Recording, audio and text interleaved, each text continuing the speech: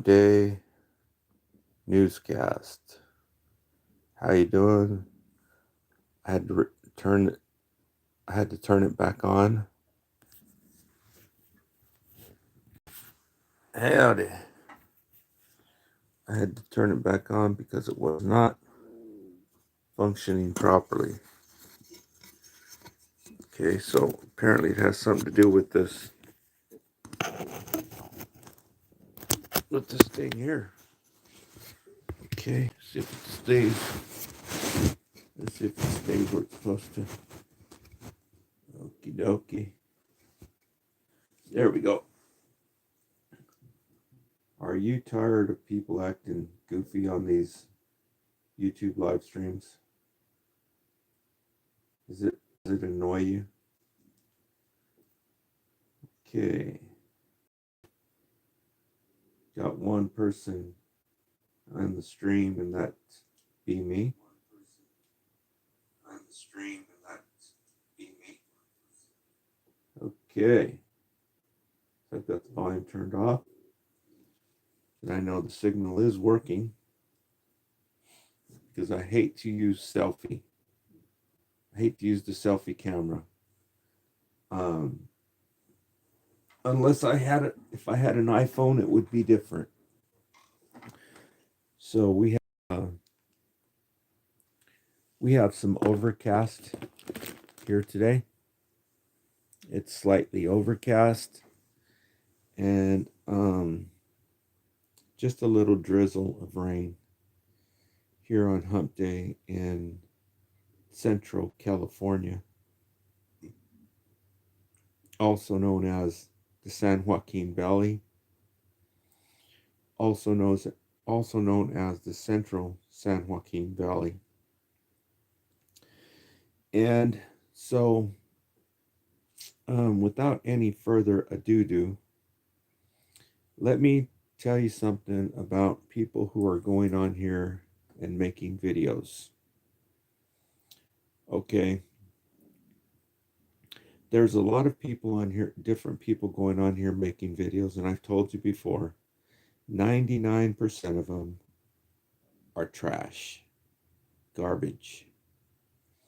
Okay? It doesn't take a rocket scientist to see that. And this that we have, this free flow of information, and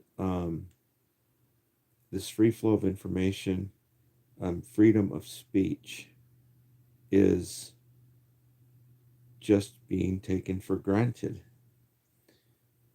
Hence, that's why 99% of them are garbage. But for the 1%, if at all, if it's 1%, for the 1% who are, it's worth it. Who are actually sharing information on here.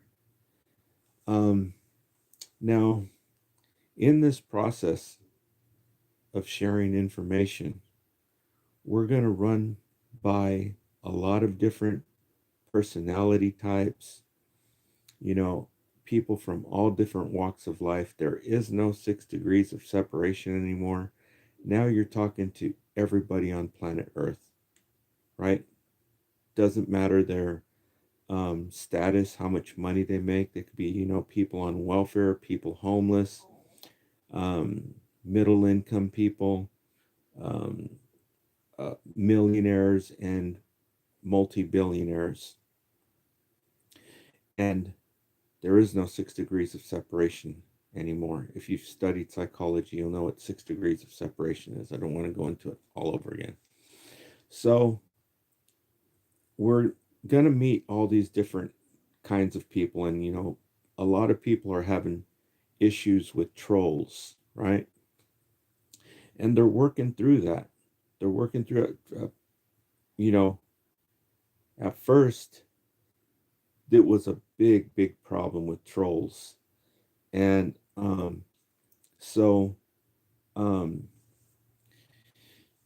anyhow, so we're a bunch of different people on here, and also with the people, the few and far between, probably 0.01%, who are on here for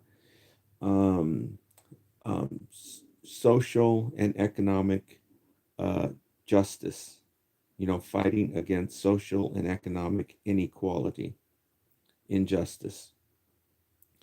Um, the few that are on here, um, uh, the few that are on here, um, we're all, you know, communicating with each other, and even to the point to where people are bringing people up on their channel and having discussions. And well, in this process, what I've learned is, because we're also the ones who are doing it, who, your intent, right? What you are doing it for. Um, the ones who are authentic and doing it for social and economic equality and justice, they're few and far between. And so we're also, we are infiltrated. We are infiltrated with um, the people who went after the first ones who were for social and economic equality, which was the civil rights movement of the 1960s. This was called COINTELPRO, Counterintelligence Program. They sicked the FBI, the Attorney General, and all the police departments after these people. These are the people they're we are those people now. If the Black Panthers were here today, they would be on these live streams, because the camera, the live stream, is more powerful than the gun. Okay? So these evil people, the FBI, the Attorney General, who would go down and plow 21-year-olds down, plow them down in their sleep for no reason, and nobody even got a slap on the wrist for it. These evil people are on these live streams pretending to be regular people like me and some other people. Very, very few people on here are real. And the others are sellouts. And basically, I call it the Judas syndrome. Okay. And so I think the reason why we were at the state that we are, why the poor people cannot come up, and that there's certain groups of people who can't come up even worse than others, right? Other people are really, really oppressed.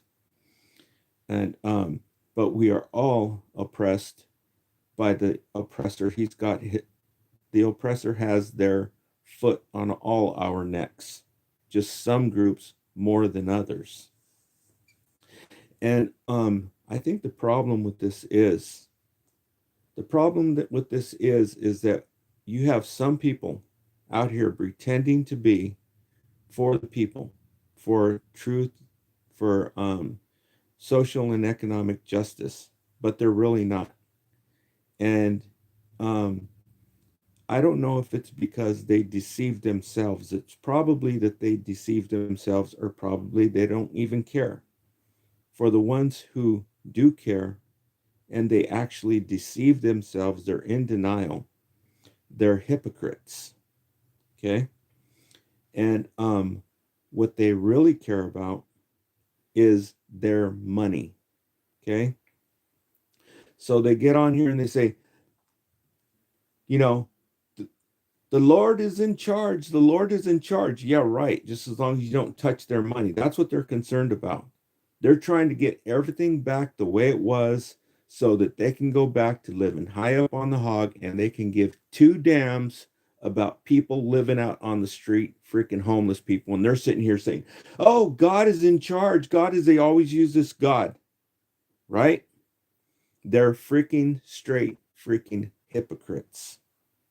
Okay. And so I just wanted to make that clear.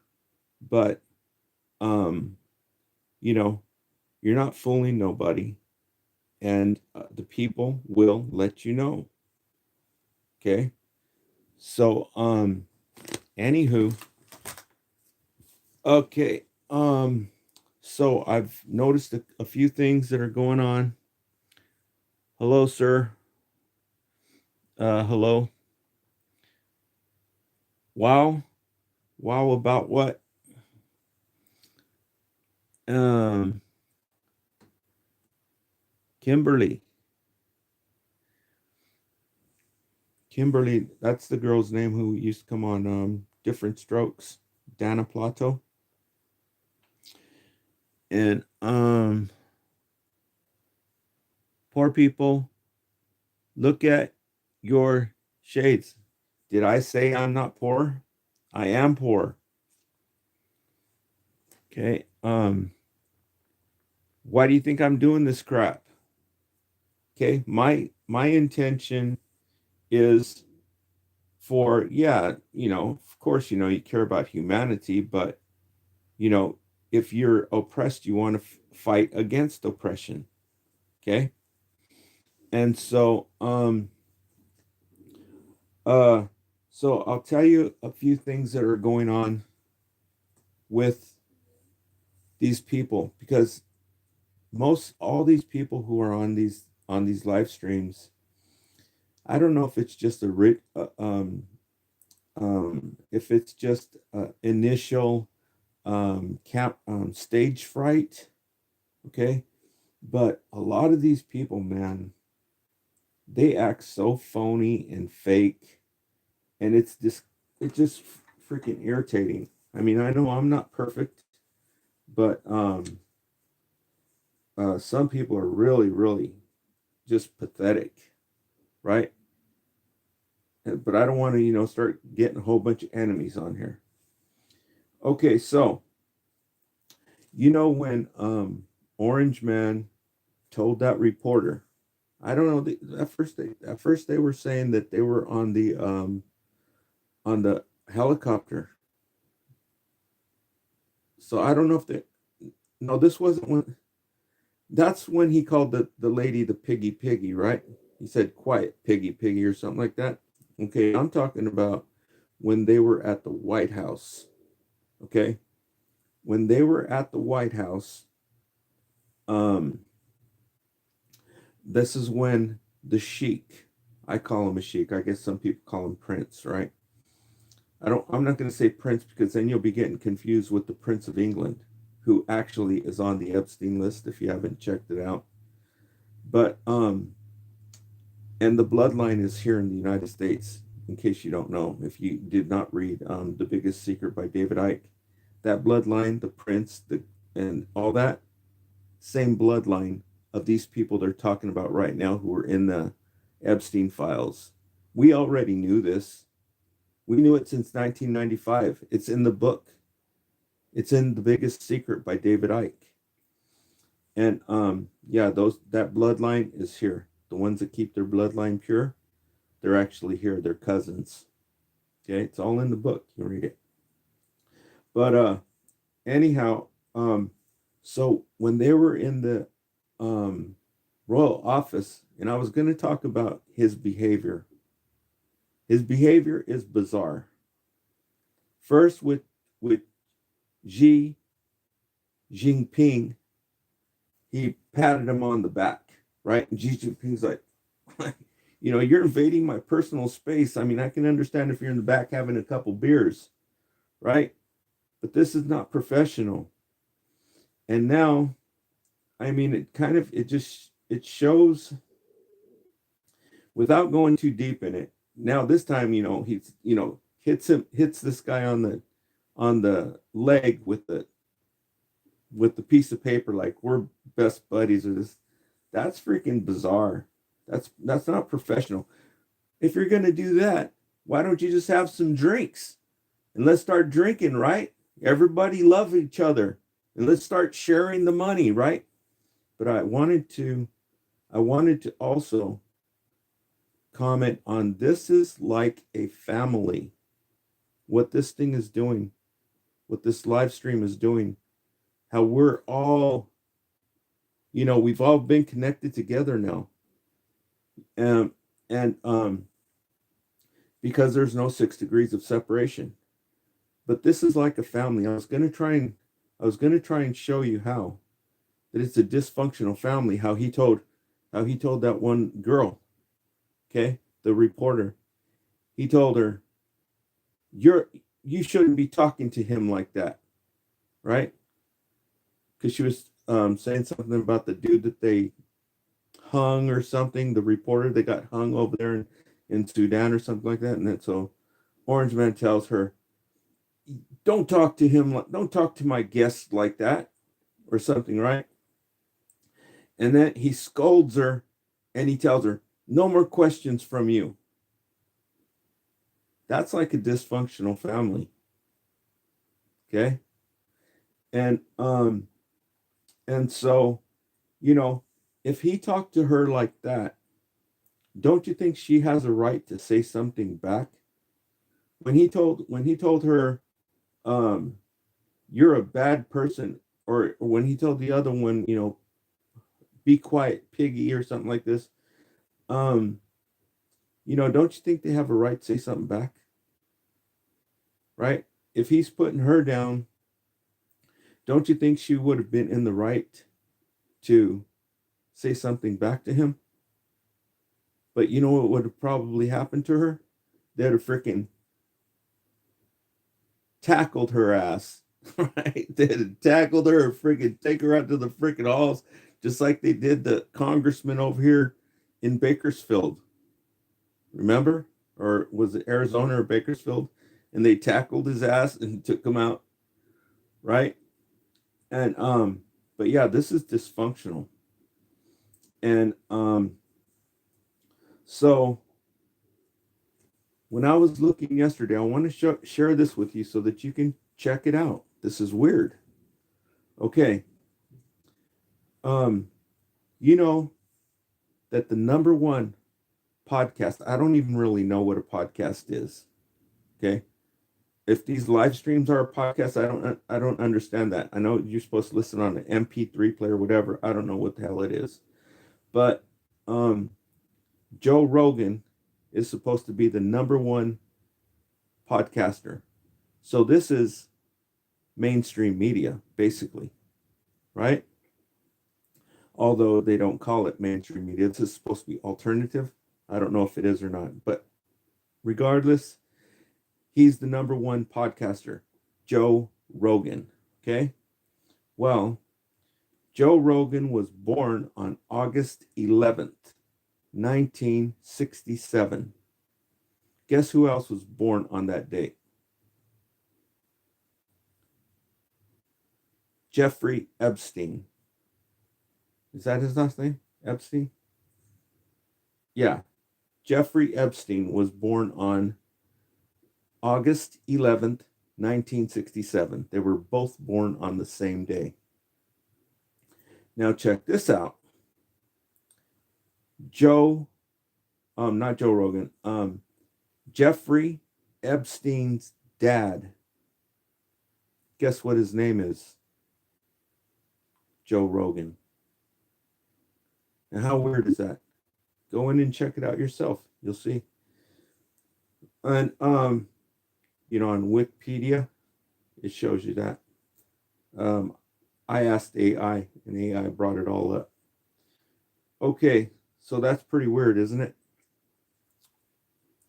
Because you have Joe Rogan sitting here talking to um, Elon Musk about this comet that's coming through the air, which I think is straight bullcrap. Okay, it's all freaking horse crap, all straight freaking horse shit. I don't care what they're saying. Okay, and now they show the people some pictures of freaking garbage. It's all freaking straight horse crap. They know there's freaking people out there. They are probably the extraterrestrials themselves because extraterrestrials walk on planet Earth. They know there's people freaking flying all over the place. They ain't telling you about it. There's other people doing travel, okay? Space travel. And So, um, what was I talking about that for? Oh yeah, so that comet is a bunch of bull, and so moving on to a different subject here. Okay, okay. On law enforcement, there is a channel. I finally remembered the channel name. You got to check out this channel name. Okay, you got to check out this channel. It is called Taylor Publishing. No, I forgot the name of it.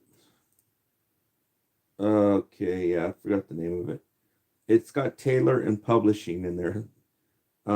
But I forgot the other one. Which is kind of bizarre because it shouldn't be called publishing, right? Publishing, a publisher, you think of something written. This is the internet. It should be Taylor something or whatever.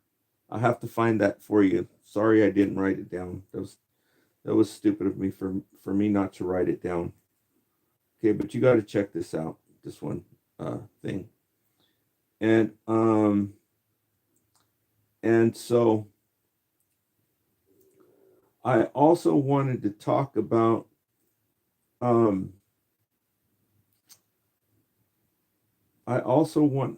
wanted to talk about let's see if there's anything else on Orange Man that I wanted to say. Okay, I'll just keep this short. In closing, I'll talk about this. Okay, this is a little bit of psychology about FBAs, Foundational Black Americans. I was doing a little research on this. Something to think about, okay? Because I think it's important for people to acknowledge where we were and the progress that we've made. We're making progress, okay? There's still a long way to go. But the free flow of information is really nice to have, okay? Because the world is our audience and the people can see this, but the world is effed up. Society is effed up, okay? And if you watch these things that I'm going to show you right here, you go in and you watch, look at the looks on the people's faces. This is when they were rocking around the clock, okay? Rock around the clock tonight. We're gonna rock, rock, rock till broad daylight. When this was going on and people were doing dancing to Blue Hawaii, right? When they were rocking around the clock and dancing to Blue Hawaii, they were lynching people, setting them on fire, having parties about it. This was excitement for them. The people would dress up and they would have a big freaking town party, and the newspapers from the big cities would go over there and be taking pictures of them doing it. It's in the newspapers. So don't tell me that society is not under the influence of something. They were under the influence of mainstream media. Bad. Okay? The people are starting to snap out of it a little bit. But if you look at these people, look at their faces. You look at Dick Clark. Okay, I think it was American Bandstand. This is when the ones that were in black and white. Okay, this is what, not in the 70s when it was in color. This is the first ones. If you look at some of these old programs on Dick Clark, you can see the girls in there. All the girls. I mean, these people would do this with their kids. Okay? You can see the pictures that were in the newspapers. There's 8-year-old kids there. And they were cheering it on, right? And the kids were like, what the F? They're screwed up. Because the parents, like now you have these parents who are hypocrites on here saying this and this and this and this, but they're freaking hypocrites. It transfers onto their kids. And they say, oh God, this and oh God, that. And they're hypocrites. And they transfer it onto the kids. And that's why we stay stuck in this freaking rut. Because whether they're doing it consciously or subconsciously, they're probably in denial. They don't know that they're freaking hypocrites and that they're just doing it for the money. Okay? For their own selfish intent. They want to have their money. And they could give two damns about other people who are freaking out there living homeless. And this is how they do it. They lie to themselves and they lie to their kids. And their kids perpetuate it. That's why we're stuck in this freaking rut. Okay? And so if you look at these people on the American Bandstand and you look at all those girls, all the girls are like, what the F, right? This is when first the camera, they saw the camera, right? Nobody had a camera except corporate America. Corporate America is the only one that had a camera. You'd had to go to a big old freaking American Bandstand to see a camera. And the cameras came around and they were filming all the audience. And you see all those girls and look at the looks they're giving each other. Like they all knew something, right? They were all knew something because what was going on at that time was freaking racism and hatred like you would not believe. And you look at the looks on their faces when this person came out. This person came out and he danced. Now there's a couple different ones, but this one has got, I think, millions of views. There's a couple different ones that come out, and one of them has poor video quality. It looks almost dingy yellow, but the other two look good quality. And this is the American Bandstand, and the title of it is Little Ditty Pretty Something. Okay? It's Little Ditty Pretty. And this one dude comes out and he sings it. Another thing I noticed was these people have absolutely no freaking rhythm. Zero rhythm. If you look at the audience, look at how they clap. It's like mechanical. They have no rhythm at all. And you watch this thing where this guy came out and he sung that. It's called Little Ditty Pretty Thing. Okay? It was a very popular song. And I'll have to write it down so that you can know exactly what it was. But I think you'll be able to find it like that. Yeah, it's called Little Ditty Pretty Thing. Also, you can see what was going on. They had this other one. It was called that one song, she wore a little bitty brown bikini, polka dot bikini. This is crazy. I can't even talk about it. Okay? This crap that's in the Epstein files and what's written in the Biggest Secret has been going on for a minute. Okay? And I can go into this topic deeper, but I don't want to touch that because so many people are so